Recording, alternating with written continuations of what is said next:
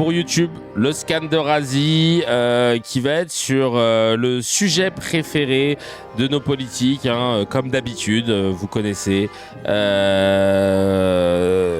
Parce que par les temps qui courent, il faut qu'on en parle. C'est le sujet numéro 1, c'est l'immigration et les étrangers. Voilà. Malgré tout ce qui peut se passer dans le monde, c'est une constante. Nos médias ont les reins solides. Ils ne veulent pas déroger à la règle. Voilà, c'est genre... Là, il y a eu un petit peu de relâchement. Ça parlait de reconnaissance de la Palestine et tout. Hop, voilà.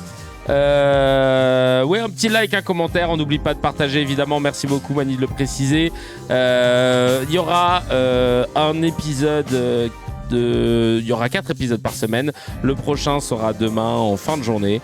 Et voilà, donc si vous voulez soutenir sur le Tipeee aussi, ça me permettra de pouvoir mener à bien cette mission. Évidemment, ça va bouger un petit peu selon quand je tourne, selon quand j'ai des spectacles. Mais globalement, ça me fait plaisir qu'on se retrouve 4 fois par semaine. Et à chaque fois, je vous annonce la date, pas la date, mais l'heure de stream. Tout simplement pour le lendemain, comme ça vous savez. Soyez activez la cloche parce que vraiment ça va dégainer à n'importe quel moment, voilà. Comme une connerie de Rachel Kahn, tout simplement. Là c'est quoi? Là c'est une discussion autour de propos de Bruno Retailleau. Et il y a eu un coup de colère de Najwa El Haïté après avoir franchi la ligne éditoriale de CNews. Le plateau lui est tombé dessus. Alors on va regarder. C'est alors Najwa El Haïté, je connaissais pas, c'est une conférencière avocate au barreau de Paris, voilà, qui est un doctorat en droit public, voilà, et qui est là, qui est invité. Alors on va regarder un petit peu ce qui s'est dit sur l'immigration, la faillite de l'État français. Attention, du petit lait. Je suis désolé, mais c'est pas Emmanuel Macron qui va entreprendre cette révolution. Oui. Parce que si vous voulez entreprendre une révolution, il faut déjà, accepter le fait de base que vous êtes trompé, ce qu'Emmanuel Macron ne fera jamais, et de deux, reconnaître que l'immigration n'est pas une chance, ce qu'il ne fera encore moins. Donc à partir de là, une fois que ces deux postulats ne sont pas respectés, là on brasse du vent. C'est de la mesurette. Mais c'est de la mesurette que vous faites. Non, Trump. Je vais écouter Trump. L'immigration délinquante et illégale. Non, je suis désolée. Quand il y a des hôpitaux, des hôpitaux dont les services... Attends, mais c'est qui lui? Vous connaissez ce gars-là là, qui vient de parler? Journaliste, Sébastien Ligné. Ok. De base que vous êtes trompé, ce qu'Emmanuel Macron ne fera jamais, et de deux, reconnaître que l'immigration n'est pas une chance, ce qu'il ne fera encore moins. Donc à partir de là, une fois que ces deux postulats ne sont pas respectés, là on brasse du vent. C'est de la mesurette. Mais c'est de la mesurette que vous faites. Non, Trump. Je vais écouter Trump. L'immigration délinquante et illégale. Non, je suis désolée. Quand il y a des hôpitaux, Il est chef du service politique de Valeurs Actuelles. Voilà, donc il n'est pas dans le journalisme. Ça, si vous aviez un doute, voilà, il est dans le comme un troquet, il gère un troquet. Des hôpitaux dont les services sont tenus par des médecins étrangers, vous ne pouvez pas dire... Vous avez des chiffres? De quoi les chiffres? Vous avez des chiffres? Vous parlez de médecins étrangers qui tiennent les hôpitaux. Il y a des hôpitaux. En banlieue notamment parisienne. Quel hôpital? Quels sont les chiffres? En banlieue parisienne. Quels sont les chiffres, madame? Moi j'attends, parce qu'on parle beaucoup de les médecins toi, en tant que journaliste, t'es pas allé chercher? Étrangers qui sont en majorité dans certains hôpitaux. Montrez-moi les chiffres. Tout à fait. En banlieue parisienne, il y en a. Je suis désolée. Moi, je pense que s'il n'y avait pas d'étrangers, on arriverait à soigner les Français, madame. Oui, non mais le mec, il est incroyable. Il sort des infos tout droit de IFIAC et il demande des infos. Lui, alors que lui, il cite IFIAC, il demande des infos, quoi. Bien qu'on me dise, les OQTF qui n'ont rien à faire en France, parce qu'il y a une obligation de territoire, ça doit pas être une obligation de quitter le territoire, et donc ça doit pas être une coquille vide. Oh là là, mais il est con, pardon. Seigneur Marie-Joseph. Il est, mais... abruti. OQTF, ils sont venus comment? Ils sont nés dans les... Chacun, l'OQTF, c'est pas un pays, hein, c'est pas l'organisation du Qatar, Qatar, Taïwan, Finlande. Non, mais déjà... Et puis, tu sais très bien que tu peux te retrouver au QTF alors que tu étais en situation régulière. Tout ça à cause d'une lourdeur administrative et de délais qui sont pas tenus. Enfin, T'es là, t'as ta carte de séjour, et puis du jour au lendemain, quand tu dois la renouveler, les gars, ils te donnent pas ta convocation, et puis hop, au bout de quelques mois, t'es en illégalité, donc t'es dans l'obligation de quitter le territoire. Mais t'as déjà toute ta vie, tu paies tes impôts, enfin t'es là. Moi, je connais un gars, il est arrivé en France à 6 piges, je crois, à Nice. Il est dans le théâtre, lui. Il s'appelle Tigrane. Et très grand metteur en scène, comédien de Molière, lui, il met en scène du Molière. Et il m'expliquait jusqu'à présent, il a 32, 33, il a toujours eu une carte de séjour, il a pas encore eu sa carte d'identité. Et il y a eu une fois où, raison administrative, il avait pas de carte d'identité, de titre de séjour pas renouvelé, mais pendant au moins 1 an. Et du coup, il avait plus le droit à son intermittence, parce que on lui avait pas renouvelé son titre, et il s'est retrouvé en galère, et il se disait putain, si jamais je me fais contrôler, je me fais arrêter par les flics pour X raison, je dégage. Mais lui, au QTF, c'est Saint-Pierre-et-Miquelon. Non mais vraiment, lui, il croit que c'est une race, c'est un truc de ouf. De là à dire que l'ensemble de l'immigration n'est pas une chance. Oui, mais madame, c'est tous des bacs plus 10. Ils sont arrivés d'où? Voilà, vous mélangez tout. Non, c'est ce que dit Bruno Retailleau. Bruno Retailleau a dit l'immigration n'est pas une chance pour la France. Surtout. Bah oui, donc c'est bien que c'est un gros facho, quoi. Attendez, il généralise. Faut arrêter là. Est-ce que je peux porter pour le... Voilà, vous mélangez tout. Non, dans nos formations pour faire des médecins. Elle est entourée. Eric Tegner, Frontière, l'autre Valeurs Actuelles, l'autre l'animateur. Ah non mais là vraiment, Retailleau en plus, c'est la source. Non mais là c'est chaud. Yeah. Le plateau de Faf, mon pote, ils sont à 2 doigts de la fouiller là. Un problème de santé dans notre pays. Et ces médecins, qu'est-ce qu'ils font? Ils vont chez vous.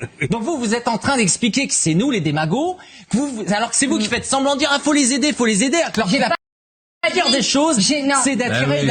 C'est moi ou... chercher les médecins dans ces pays qui ont besoin de. C'est moi où il y a écrit FIAC là derrière. Regardez. FIA, je pense qu'il y a un K ici. Il y a écrit FIAC. Je crois qu'il y a écrit FIAC, les gars. Ils sont. Je crois que t'as l'institut. Je crois que t'as l'institut qui sponsorise le truc. Ils ont juste enlevé le I là. C'est le think tank. C'est le think tank. Il a un autre blaze. Think tank, tu vois, t'as TF et derrière FIAO. Se développer. Non, je suis pas moi, il n'y a pas de problème. Non, je suis désolée. Il y a pas de sujet. C'est un sujet trop sérieux pour être traité avec sérieux. autant. Je suis en train de vous dire ce que le président sénégalais explique, mais ça vous l'écoutez pas, bien entendu. Allez dans les Uber quand on vous amène. Oh, ça y est. C'est les années 80. Non, mais c'est un truc de Si les étrangers se partent, il y aura les poubelles dans la rue. Ça y est, c'est Bon, elle est pas trop outillée en termes d'exemples, hein, mais en tout cas, elle se tape de ouf. Non, parce que j'avoue, elle a sorti les Uber. Habituel. Tu savais, en fait, c'est bon argument, mais tu sais que tu mets le doigt là. Je vous laisse. Vous croyez en l'immigration zéro? Non, mais zéro peut-être pas, mais si on passait de 350 000 à 20 000, je pense qu'on verra. Mais qui est 350 000? Après, il s'étonne que la gauche veut plus y aller. Non, mais de ouf. Qui est ce 350 000? Alors. Du coup, comme ça raconte de la D, il faut savoir qu'au 1er janvier 2024, il y avait, source Univadis, 30 961 médecins étrangers en France. Tout diplôme non français, UE plus hors UE. Ces médecins étrangers représentent environ 13,1% de l'ensemble des médecins en exercice, toujours selon Univadis. Et plus précisément, la proportion est de 5,6% pour les médecins formés dans l'Union européenne et 7,5% pour ceux formés hors Union européenne. Et en 2021, selon les données du Health System Facts France, la part des médecins formés à l'étranger était de 12,3%. Donc c'est en augmentation. Et à l'hôpital, là, c'est selon le syndicat des anesthésistes réanimateurs, publié dans lemonde.fr, 35% des postes de praticiens sont sans titulaire, en temps plein ou partiel, au 1er janvier 2024. Donc en fait, sans compter les déserts médicaux, zones où l'accès aux médecins, généralistes, spécialistes, etc. est très limité. Donc en pratique, oui, on manque... Si on prend l'hôpital comme référence, il y a 35% des postes vacants dans certaines spécialités. Pour certains praticiens hospitaliers qui n'ont pas de titulaire à ce poste. Donc clairement, oui, on en manque dans le secteur public. Donc oui, heureusement qu'il y a de l'immigration. Heureusement qu'il y en a. Sachant qu'ils sont sous-payés par rapport aux Français. qui occupent les mêmes postes. Non mais c'est une dinguerie. Enfin, genre vraiment, il n'y a pas besoin d'aller chercher très loin. Moi, Chacal, là, ce pauvre comédien que je suis, j'ai réussi à trouver des chiffres, à être sûr que ce soit les bons, etc. Mais merci beaucoup, Kiwi. Merci beaucoup, merci. Non mais vraiment, genre, comment, quoi, que, hein, oui, non, bref, je sais pas. Non,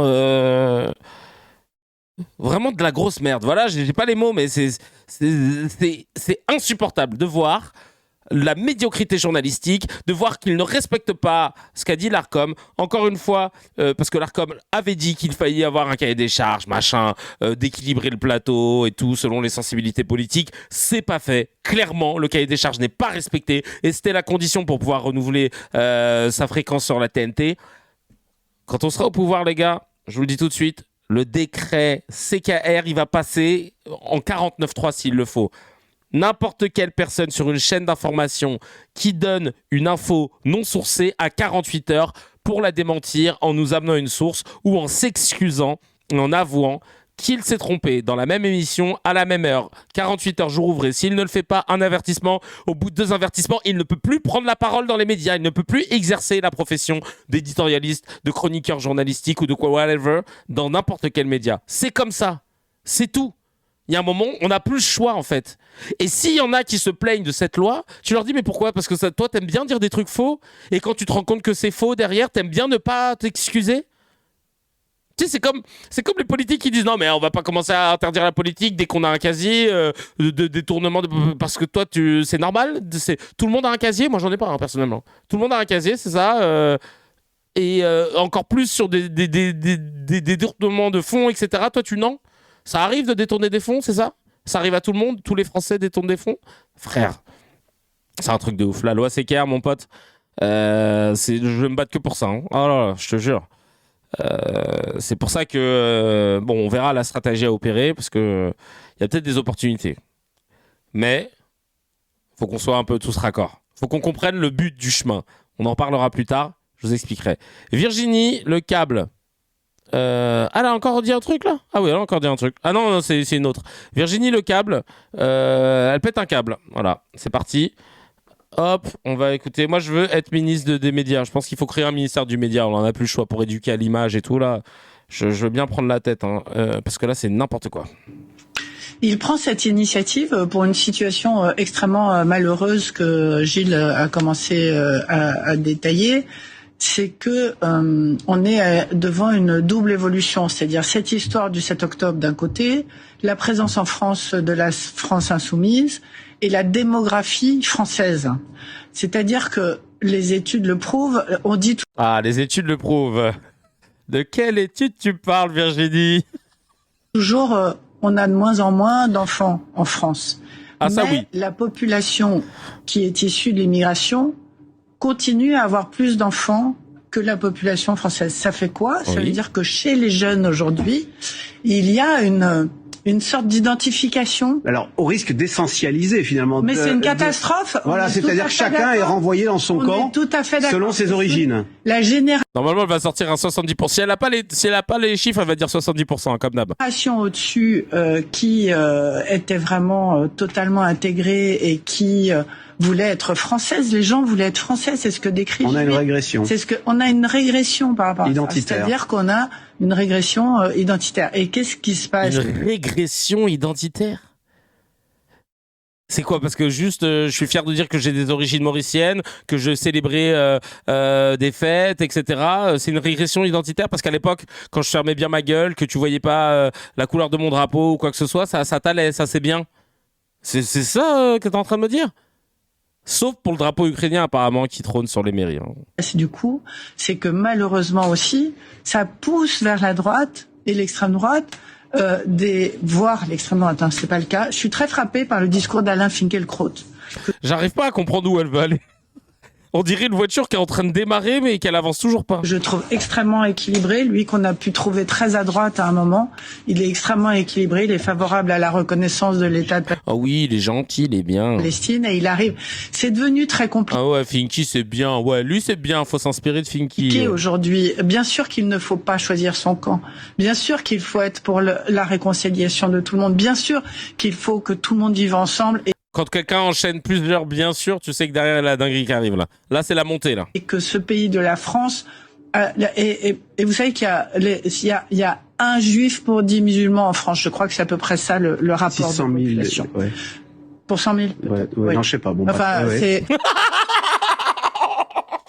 Ah, même lui, il a voulu tenter un truc de fact-checking. Oh, je sais pas, en fait. Là, franchement, frérot, là, j'ai tenté, j'ai baragouiné un truc. Là, je pensais pas que t'allais t'arrêter. Il s'est dit, le truc qui passe en trade. Non, mais je sais pas. Je suis journaliste. Tu crois que je suis quoi, là? Oh.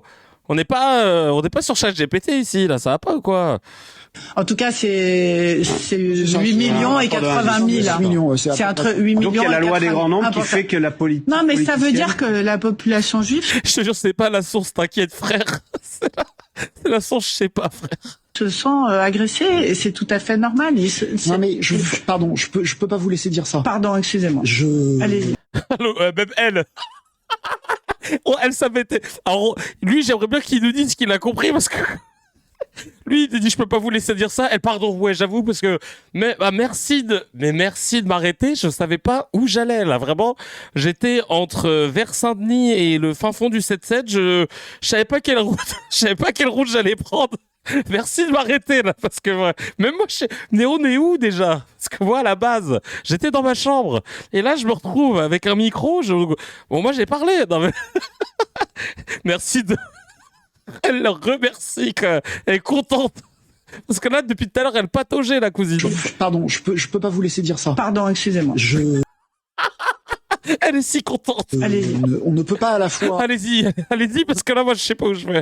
Protester contre l'essentialisation. Voilà, c'est ce que j'allais dire. Et essentialiser les Français d'origine musulmane. Parce qu'elle est dans un rapport de 1 pour 10 avec la population musulmane.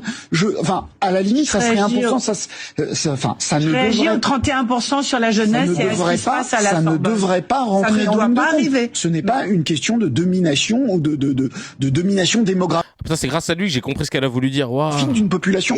Ça ne devrait pas être de domination Ah ouais. Non... Oh là là là là là. On n'a rien compris. Oh là là là là. On n'a rien compris. Vraiment, la jeunesse est décolonisée. Non mais je comprends pas. Non, on n'a pas beaucoup de temps là. Faut pas, je tarde non plus. On n'a pas compris en tout cas. Merci beaucoup. Mais non, ils oublient tout le passé colonial de la France, évidemment. Ils oublient que, comme le dit Kerry James, c'est vous qui avez choisi de mêler votre histoire à la nôtre. Et que, évidemment, c'est pas style, j'ai décolonisé, c'est bon. Pas de compte à rendre. Non, c'est bon. À vous vous démerdez. Non, mais c'est un truc de ouf.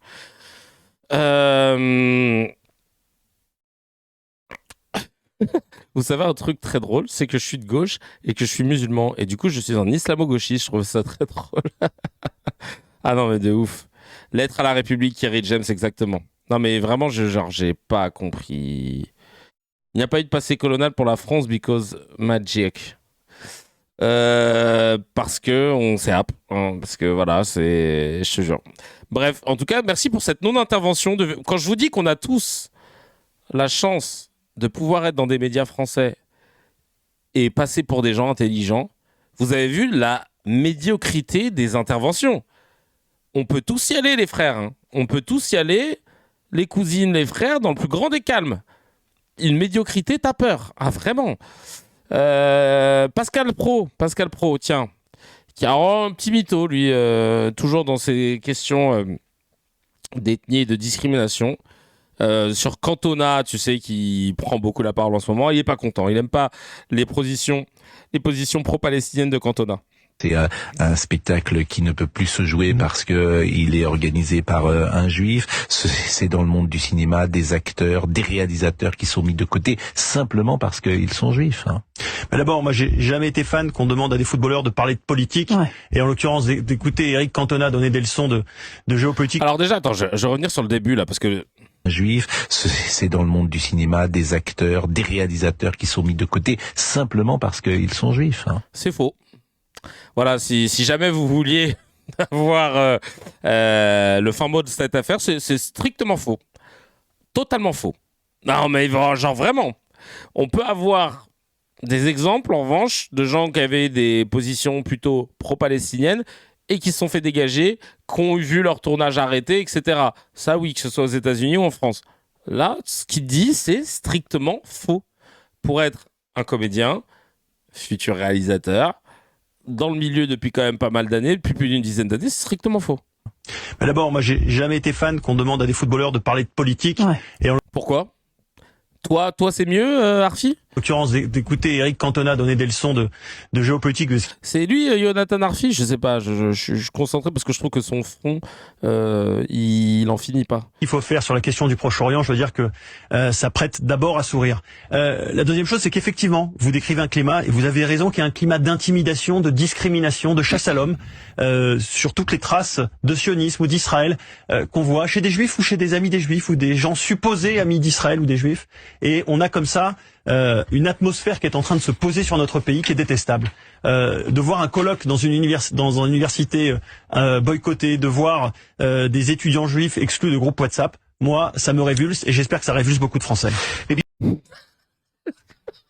Genre le truc, c'est qu'on a des gens, ils ont perdu leur taf à cause de de prise de position politique. Et lui, il te dit, non, mais le fait de voir qu'il y a des gens qui sont virés de groupe WhatsApp, oh bah putain, ça va en fait. Alors vous, tranquille, donc il y a pas de problème en fait. On va recréer un groupe, il y a pas de souci. Tu nous dis, tu donnes le numéro, enfin je sais pas. Ouais, je suis pas fan de donner de la parole à des footballeurs. En revanche, Enrico et Chouraki qui sont dans la musique, non, ça va. Eux, ils peuvent parler de géopolitique. Pascal Pro, il y en a qui l'ont dit. Pascal Pro, c'est quand même un journaliste sportif qui parle d'actualité tous les jours. Non, mais je pense à WhatsApp, le groupe WhatsApp. Grosse pensée. Hein. Bien, merci beaucoup, Jonathan Arfi, président du CRIF, le Conseil représentatif des institutions juives de France. Oh là là là là, purée de pommes de terre, vraiment, là, c'est... Oula, pardon, je me suis trompé de bouton. Oh, purée de pommes de terre, mais c'est pas vrai, ça. Il y en a un aussi qui a complètement pété un plomb. Pro-palestinienne. Vous allez voir, c'est Paul Amar, un ancien journaliste. Mais on va pas regarder tout de suite, non. D'abord, j'ai qui ? Moi, j'ai Paul Amar. On va parler de Paul Amar. Et après, de Richard Millet. Toujours hein, la dérive médiatique. Hein. Un mec, il est parti là dans... Je sais pas où il est parti pour faire sa vidéo. Chacal, t'as pas un appart. Tu pouvais pas te mettre dans un coin, regarder. Il s'est cru dans Koh-Lanta, le frère. Là. Je sais pas pourquoi il s'est mis là. Les révélations de Sword of Salomon sur X et de Samuel Madar sur Instagram jettent une lumière crue sur la politique arabe de la France, plus précisément sur la politique pro-palestinienne et pro-Hamas de la France. 1500 Gazaouis auraient été exfiltrés par la France depuis le... Ouais, la vie de ma mère, c'est Denis Brognard. Avec la chemise et tout. Il a deux doigts... Là, il donne les consignes. Là. Pogrom du 7 octobre 2023, parmi eux, une pseudo-étudiante accueillie par Sciences Po Lille et un pseudo-journaliste engagé par France 24 qui appellent tous deux, je les cite, à tuer des juifs comme Hitler, parmi eux, la famille d'un des... Miskin, il veut tellement revenir dans le game du journalisme, il s'est dit, bon, bah, tu sais quoi, là, j'ai un plateau, ça fait fond vert un peu, il y a du vert. Membre fondateur du Hamas.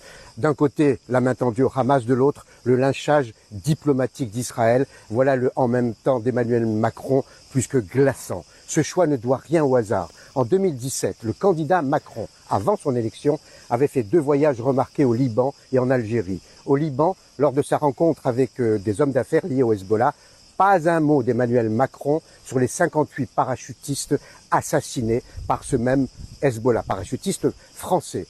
En Algérie, déclaration tonitruante sur le crime contre l'humanité commis par la France et silence coupable sur les atrocités du FLN contre les chrétiens, juifs, musulmans, harkis attachés à la France. En retour, qu'a-t-il obtenu ? La libération de Boualem Sansal et des autres otages détenus par l'Algérie et l'Iran ? Non. L'expulsion des OQTF algériens qui agressent, violent et tuent en France ?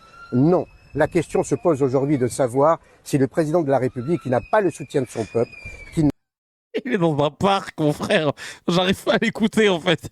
Il essaye tellement de mettre d'intensité dans son JT. N'a pas de majorité, qui ne rende compte ni au Parlement, ni à la nation. La question se pose de savoir s'il peut ainsi agir à sa guise, en solo, en toute irresponsabilité, au sens politique du terme. Aux États-Unis, ils auraient déjà trouvé la réponse. Cela s'appelle la procédure d'empêchement. Ah, le mec, genre, à la fin, j'ai cru qu'il allait dire c'était Paul Amar pour Feuillage TV. Vraiment, il a tout le ton, c'est bien. Il a encore des skills, le daron, là. Il en raconte de la merde. Et là, on lui a dit, frérot, t'as fait de l'effort, tu t'es mis sur un fond vert. C'était pas ça qu'on t'avait demandé, mais c'est pas grave. Vas-y, viens en plateau. Pardonnez-moi de vous le dire, mais il y aura plus de musulmans que de chrétiens à partir de 2050. Le combat ne fait que commencer. Ils sont en conquête. Le drapeau palestinien, qui est le drapeau, Michel le dira très bien, du califat, montre qu'ils sont en conquête. Ils tentent maintenant de conquérir les terres occidentales, les terres de l'Occident. Pardonnez-moi de... C'est marrant parce que c'est toujours les gens qui défendent les colons qui disent que tout le monde va les coloniser. Et t'as envie de dire, oui, mais on n'a pas de contre-exemple chacun. À chaque fois, c'est toujours ah bah là, c'est l'Institut. Ah bah tu connais. Hein. Je vais vous montrer. Vous connaissez. J'ai pas besoin de vous en dire plus. Tout ça, il l'a sorti de l'Institut IFIAC. C'est l'Institut IFIAC. C'est l'Institut. C'est l'Institut IFIAC. C'est l'Institut.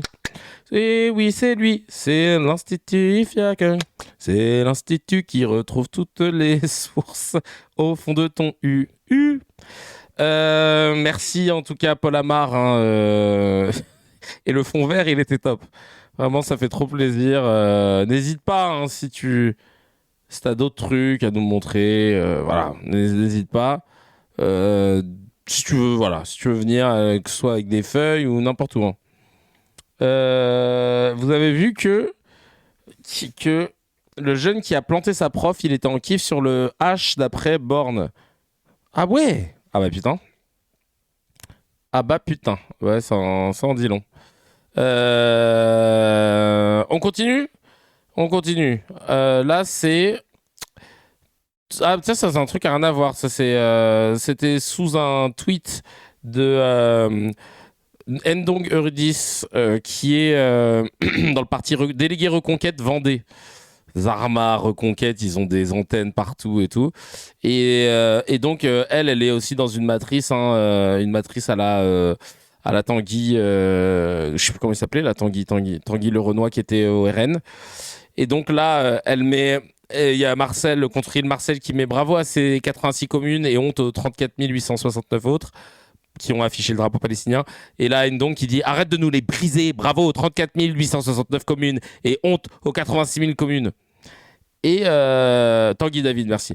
Et en dessous, je suis tombé sur cette vidéo qui vient de France O et qui parle des Falachas, les juifs noirs d'Éthiopie, qui auraient été stérilisés en Israël.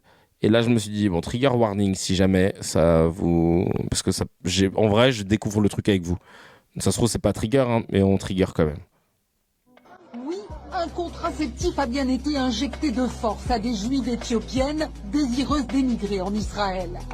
Du dépôt Provera, une piqûre trimestrielle à effet longue durée. Elle était pratiquée avant le départ, nous disait-vous. Non, mais même moi, j'ai le son bas, en vrai, Vous n'avez pas besoin d'avoir plein d'enfants. Si vous avez beaucoup d'enfants, vous allez souffrir dans la vie. Vous allez devoir travailler. En Israël, on est obligé de travailler pour gagner sa vie. Ça va être dur financièrement. Alors, il nous faisait une piqûre tous les 3 mois. Est-ce que vous étiez d'accord? Non. On refusait. On disait qu'on ne la voulait pas. Certaines femmes nous ont raconté qu'on les a obligées à accepter la piqûre. On les menaçait. On leur disait qu'elles ne pourraient pas aller en Israël si elles refusaient l'injection. Elles n'étaient pas en situation de refuser. C'est leur vie qui en dépendait. Dans ces cas-là, il n'y a pas de libre choix. Claude-Serre, il a partagé? Ah, je vais checker. Bah écoute, ma foi, ce sera l'objet. Tu es trop clippable, l'Institut IFIAC. Ah, t'as clippé. Ah, c'est bien. Merci beaucoup. Merci beaucoup. C'est un type de génocide, mais totalement. Totalement. Pour continuer et finir, d'ailleurs, parce que je vais pas tarder à devoir bouger au théâtre. Pour une interview pour Off Investigation, d'ailleurs. Je vous le dis en exclu, pour parler d'humour. Pour parler d'humour, de la censure, etc. Donc très content, parce que c'est un média que je kiffe, Off Investigation. Donc trop content qu'ils aient pensé à WAM. Donc voilà, je vais me préparer, je vais y aller. Allez, on va écouter Alain Juppé qui dit non, c'était pas mieux avant. Non, il faut arrêter de dire que il y avait y a trop de musulmans en France ou qui sont pas les bienvenus ou que c'est pas compatible l'islam avec la France.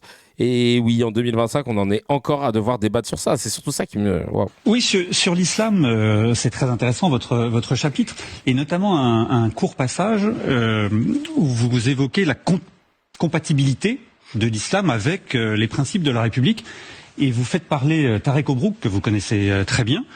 Et quand vous lui dites, c'est à vous de vous engager, c'est à vous de dire, en fait, de démontrer la compatibilité de votre religion, et il vous dit, nous n'avons pas à nous justifier. Est-ce que ça, c'est pas désespérant? Je ne comprends pas cette réponse. C'est ce que vous dites, oui. L'islam est un sujet inflammable aujourd'hui. Partir du principe que l'islam n'a pas sa place en France, c'est nier la réalité française. Il y a en France 4 à 5 millions de personnes, on ne connaît pas très bien le chiffre, qui sont musulmans, qui sont français parfois depuis plusieurs générations, qui pratiquent ou qui ne pratiquent pas. On ne va pas les virer. Ça n'a aucun sens, naturellement. Et d'ailleurs, le premier visage de la laïcité française, on l'oublie toujours, c'est la liberté de religion. La Déclaration des droits dit nul ne peut être inquiété pour ses opinions, même religieuses. Le deuxième volet de la laïcité, et c'est à ça que vous faisiez allusion, c'est la primauté de la loi républicaine sur les préceptes religieux. Et c'est la raison pour laquelle je suis évidemment totalement convaincu que la charia n'a pas sa place en France. Or, nous assistons aujourd'hui à une espèce de radicalisation d'une partie de la religion musulmane, pas de tous, mais d'une partie. Alors on peut appeler ça l'islam politique, ça va jusqu'à l'islam djihadiste et terroriste. Et celui-là, il faut le combattre avec la plus grande vigueur. Et ce que je dis, c'est qu'il appartient aux musulmans de France qui sont des républicains, et il y en a, de le dire. Oui, mais à partir du moment où un modéré comme Tarek Obrouk, avec qui vous discutiez... Les politiques, il faut vraiment qu'ils aient plus de 80 piges pour commencer à être... faut qu'ils aient un pied dans la tombe, comme dirait David Guiraud, pour que commencer à avoir des discours sensés. Qui justement semble plus ouvert, vous dit nous n'avons pas à nous justifier, ça veut dire que les plus radicaux eux-mêmes, là vous en verront balader. Il faut les mettre devant la responsabilité, c'est ce qu'on a essayé de faire avec le Conseil français du culte musulman, ça n'a pas fonctionné. Aujourd'hui on a un FORIF, le Forum des musulmans de France, il faut continuer ce dialogue pour qu'ils assument leurs responsabilités. Je voudrais vous rappeler qu'on a eu exactement ce problème avec l'Église catholique. Pendant tout le XIXe siècle, l'Église catholique refuse la République. Pour elle, l'origine du pouvoir est divine et c'est la monarchie. Il faut attendre Léon XIII et pas XIV dans une encyclique à la fin du XIXe siècle pour dire aux qui veut dire que de la merde. Catholiques, il faut maintenant vous rallier à la République et accepter la primauté de la loi républicaine. Mais c'est ce que vous dites. D'une certaine manière, nous avons le même combat à mener aujourd'hui avec l'islam. Ouais, bon, c'est... Ouais, quand tu cherches à être l'élu, à faire de l'audience, tu dis moins de merde en général, mais ce serait bien que ce soit une norme. Mais bon, ça reste, voilà. On continue et on finit avec, alors là, c'était un 2 contre 1 magnifique entre Rokhaya Diallo, Mathilde Panot et Yves Tréhard, qui est éditorialiste politique, je crois, sur LCI ou sur BFM, je sais plus. Regardez, c'est magnifique. Pas la colonisation en Cisjordanie, c'est-à-dire que le 7 octobre c'est un drame, je pense qu'on est tous d'accord sur ce plateau pour le dire, mais Israël on se craignait déjà le droit international avant le 7 octobre, il y avait déjà des ONG qui qualifiaient. Non mais le Hamas ce n'est pas une entité qui se présente comme démocratique, on est d'accord. Nous présentons et on n'a pas des relations diplomatiques avec le Hamas. Donc moi je parle en tant que Française et effectivement mon pays a des relations diplomatiques avec un pays qui se présente comme une démocratie, qui enfreignait le droit international. Des ONG qualifiaient déjà le statut des Palestiniens d'apartheid et la colonisation s'est poursuivie de manière illégale. Cher Rokhaya, qu'est-ce qu'on a fait contre Daesh? Est-ce que je peux terminer ma phrase? Qu'est-ce qu'on a fait contre Daesh? Quel est le rapport avec ce que je suis en train de dire? Israël contrevient le droit international. Moi aussi je vais vous dire quel est le rapport avec Daesh. Donc cette question-là, en fait, la question de la reconnaissance de la Palestine, effectivement, c'était un engagement de campagne de François Hollande et la résolution 1948 qui a permis la proclamation de l'État d'Israël demandait aussi la création d'un État palestinien. Donc cette question-là, oui, mais ce que je veux dire, c'est que donc la question, on peut pas faire comme si elle émergeait, elle surgissait uniquement en 2025. Oh là là, il y a Mathilde Panot. C'est les États-Unis quand ils ont été agressés par des terroristes venant du Proche-Orient. Qu'est-ce qu'on a fait nous-mêmes, le Français, mais aussi britanniques, contre la Syrie contre d'autres pays où étaient réfugiés des djihadistes. On n'a pas demandé la permission. Oui, on est allé les taper. Sauf que Israël, le droit existe et les exécutions extrajudiciaires, extraterritoriales, elles ne sont pas légales. Ça n'empêche pas que les otages sont toujours là-bas. Oui, mais bon, c'est pas légal. Si les otages étaient rendus, il y aurait la paix. Oui, mais non, c'est oh là là, mais comment tu peux sortir la propagande d'un pays qui est condamné pour crimes de guerre et crimes contre l'humanité, enfin dont le dirigeant est... Non mais comment tu peux sortir ça dans le plus grand des calmes alors que tu vois bien que tous les jours que Dieu fait, on a tout le temps des phrases de Smotrich, des phrases de Netanyahou qui te disent que eux ce qu'ils veulent c'est reprendre Gaza, c'est d'en faire quelque chose. Non mais damn. Et évidemment oui, avant le 7 octobre, il n'y avait pas d'otages et pourtant ça n'a jamais été la paix. Mais oui. C'est bon, écoutez, Netanyahou est en train d'instrumentaliser justement des groupes affiliés à Daesh pour justement contrer le Hamas. Donc en fait, ça continue comme ça. Donc arrêtez de dire des choses fausses qui ne correspondent pas à la réalité. Je dis pas de choses fausses. Je dis la stricte vérité, madame. Tous ceux qui font croire que tout a commencé le 7 octobre 2023, comme vous êtes en train de le faire croire, commettent une faute politique et morale. Cela n'a pas commencé le 7 octobre 2023. Nous parlons de colonisation, nous parlons d'apartheid. Non. Là, je vous parle de vie humaine. Alors, s'il vous plaît. Oui, moi aussi, je vous parle de vie humaine. Quand vous vous autorisez à parler de génocide, vous en parlez. Non. Il n'y avait pas de génocide avant le 7 octobre. Non, je ne m'autorise pas à parler de génocide. Ce sont les mots à la fois d'une commission d'enquête qui vient de l'ONU, ce sont les mots d'organisations internationales, c'est les mots qui viennent justement de la justice internationale. Donc après, si le droit ne vaut plus rien, vous pouvez le dire directement. Parce que j'ai dit, il faudrait que ces combattants du Hamas commencent par libérer ces otages. Oh là là, éditorialiste politique. Libérer ces otages, eh bien la guerre s'arrêterait. Voilà, c'est donc en gros il dit juste des trucs. Je vais vous expliquer pourquoi votre raisonnement est absurde. Pourquoi? Parce qu'il se trouve que il y a juste à côté la Cisjordanie. Y a-t-il le Hamas en Cisjordanie? Non, il n'y a pas le Hamas. Or, il se trouve que en Cisjordanie, il y a déjà plusieurs centaines et plus de milliers de morts. Le Hamas est au Qatar, sur la demande des États-Unis. Mais ça, j'ai oublié de vous le mentionner parce que oui, sinon ça nique un peu mon argumentaire. Et que il y a eu une décision, notamment de continuer la colonisation en Cisjordanie, et notamment une décision de la Knesset qui a été prise cet été. Est-ce que c'est pas lié à votre avis? Ah oui, alors du coup, c'est le Hamas le problème ou c'est pas le Hamas le problème? Je vais vous dire. Et cousine, je suis éditorialiste, je peux pas commencer à te sortir des arguments avec des sources. Oh, bah oui, le mec, non mais vous vous rendez compte comment il est nul. Oh là là, lui, il arrive plus à cacher, tu vois. Genre. Et plus de milliers de morts, et que il y a eu une décision, notamment de continuer la colonisation en Cisjordanie, et notamment une décision de la Knesset qui a été prise cet été. Est-ce que c'est pas lié à votre avis? Bah non. Ah oui, alors du coup, c'est le Hamas le problème ou c'est pas le Hamas le problème? Je vais vous dire. Là où vous vous trompez complètement, c'est qu'il faut une solution politique. Et que quand nous disons un crime est un crime, cela commence par arrêter Netanyahou, qui, je le rappelle, a agressé le Hamas qui rend les otages et la guerre est finie. Mais c'est faux! Oh! On n'arrête pas de te le dire, Chacal, mais tu travailles où, en fait? Éditorialiste politique chez BFM TV, ça veut dire quoi? Ça veut dire que juste on te dit tu peux venir parler de politique? Ouais, mais j'ai pas de compétences. Bah oui, justement. C'est vraiment, ça s'arrête là, quoi. C'est un truc de ouf quand même. Et genre ça passe normal quoi. Et genre lui il est mieux payé que nous tous réunis. Il prend des 7K normales dans le plus grand des calmes. Au moins entre 4 et 7K par mois. Mais non mais... je suis énervé quoi. Énervé. Il est au Figaro le mec. Ouais bah oui il cumule les mandats bien sûr.